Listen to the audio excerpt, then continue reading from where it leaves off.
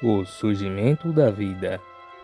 A forma como ocorreu é uma incógnita. Existem teorias que tentam explicar, mas definitivamente a explicação de como tudo ocorreu ainda não existe. Mas presenciamos aquilo que foi o resultado de todo o processo de evolução propiciado por meio da seleção natural.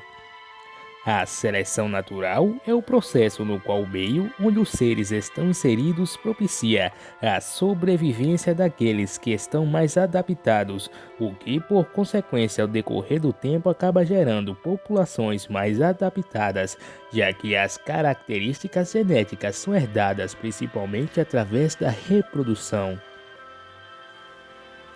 Este processo sintrópico ao longo dos tempos, mais especificamente alguns bilhões de anos, propiciou a consolidação da vida harmônica com o meio que existe, a materialização deste contexto em uma macroescala, tendo como referência o planeta, são os biomas, que contêm em sua essência o ápice da sintropia.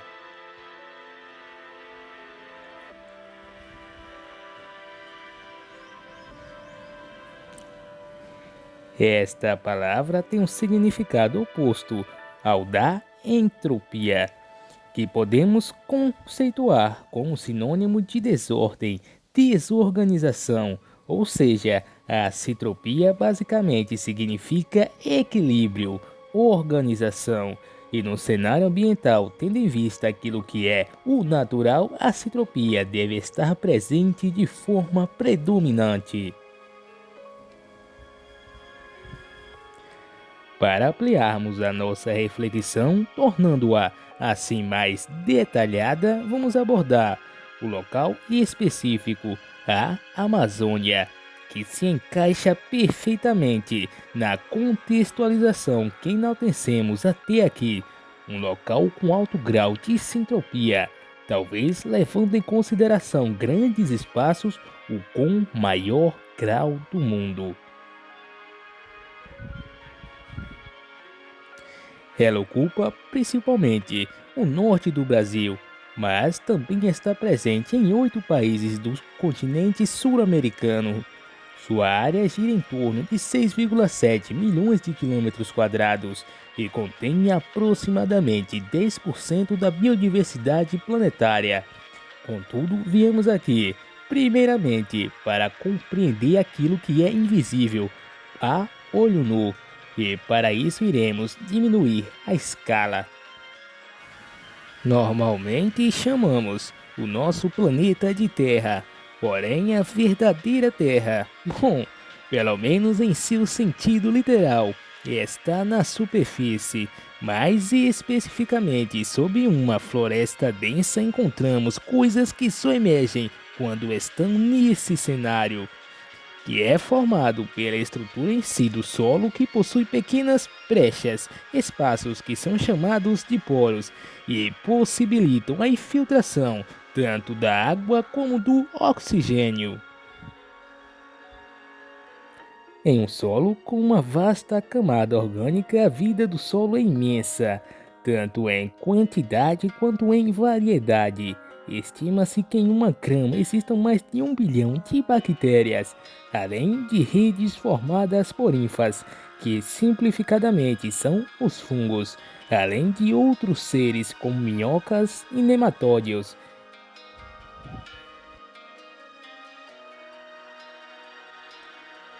A biodiversidade que existe no solo corresponde a aproximadamente 25% do total do planeta.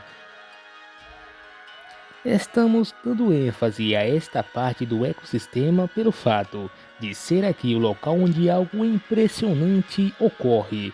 Comunicação. Até parece ser mentira, mas as árvores conversam entre si de uma forma muito específica, através das conexões estabelecidas pelos fungos, por meio das ínfas, que são pequenos filamentos dos fungos. Esta vasta rede de conexões é chamada de internet vegetal, que possibilita não apenas a troca de informações, mas também de outras coisas, e dentre elas estão os nutrientes.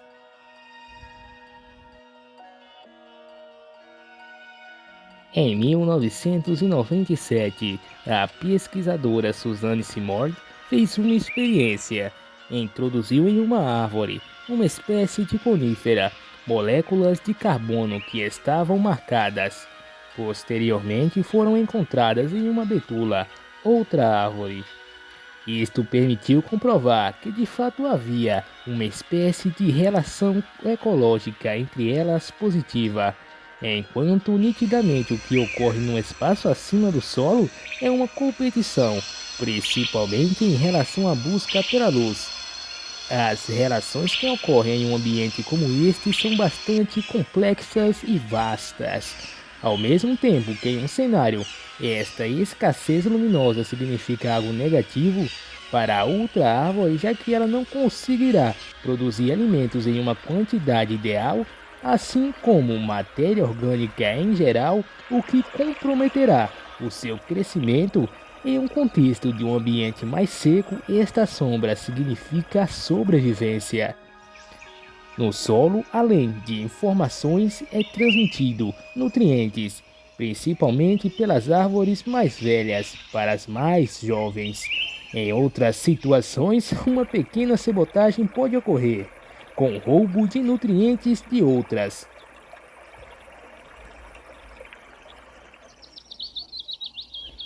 Indo para um cenário fora do espectro microscópico, que presenciamos é o equilíbrio e a coesão gerada através do conjunto destes processos.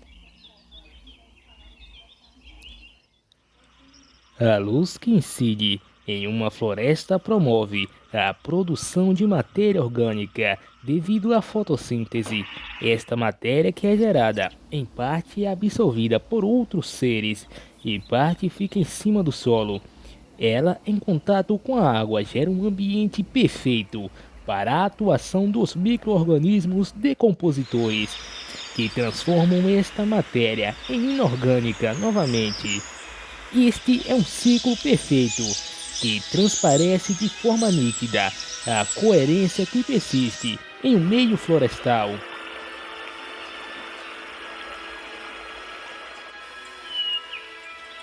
Até agora estamos vendo o cenário de uma ou algumas árvores, mas é evidente que em um ambiente como esse não existem apenas algumas, mas sim milhares, e esta imensidão está diretamente conectada com a fauna e com o meio.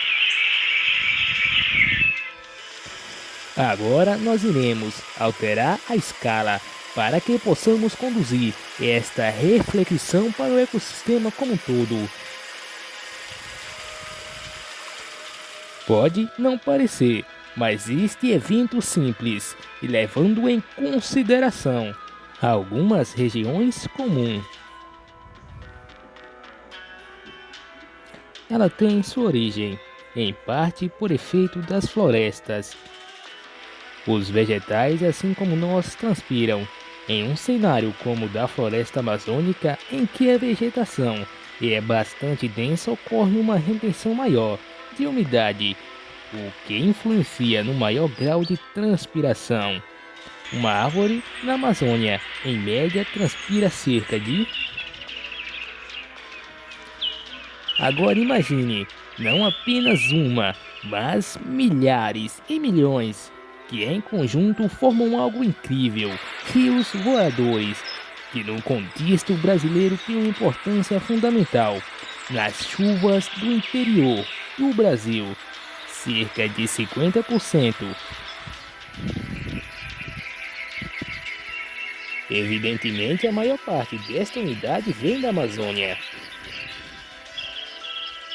Agora imagine, não apenas a Amazônia, mas todas as vegetações do planeta executando este mesmo processo. Mesmo que em um menor grau, quando em comparação com a Amazônia, elas acabam influenciando a maior parte do clima continental de todo o planeta.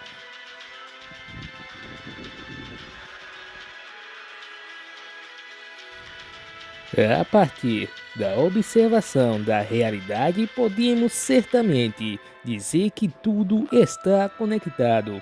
As florestas, que são a maior materialização de convivência entre seres diversos, juntamente com alguns ambientes marinhos, representam o ápice do equilíbrio nas relações alcançadas pela vida. Evidentemente, em maior parte, estes ambientes já foram alterados, perderam a sua configuração original, o que gera um desequilíbrio no ecossistema planetário, principalmente em relação à vida. Contudo, não podemos esquecer do pilar que possibilitou com que a vida chegasse até o atual patamar: a resiliência, a capacidade de sempre estar adaptando-se às dificuldades, superando-as através do transcorrer do tempo.